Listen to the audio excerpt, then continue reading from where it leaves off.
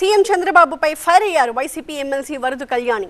తిరుమల పవిత్రతని దెబ్బతీసేలా శాసనసభలో చంద్రబాబు అసత్యాలు మాట్లాడారంటూ ఆగ్రహం వ్యక్తం చేశారు.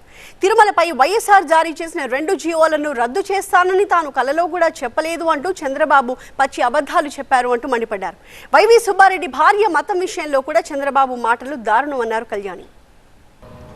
జీవో నంబర్ 746 ప్రకారం 2 కొండలు కాదు 7 కొండలు ఉండాలి అని చెప్పడం జరిగింది.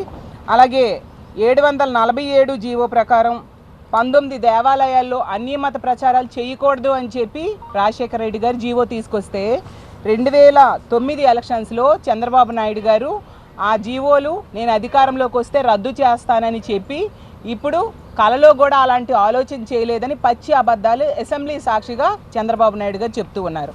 దీన్ని బట్టి రాష్ట్ర ప్రజలకు అర్థమవుతూ ఉంది చంద్రబాబు నాయుడు గారు ఎంత ఘోరంగా అసత్యాలతో ప్రజలను మభ్యపెట్టడానికి నిత్యం ప్రయత్నిస్తూ ఉంటారు అనే విషయం.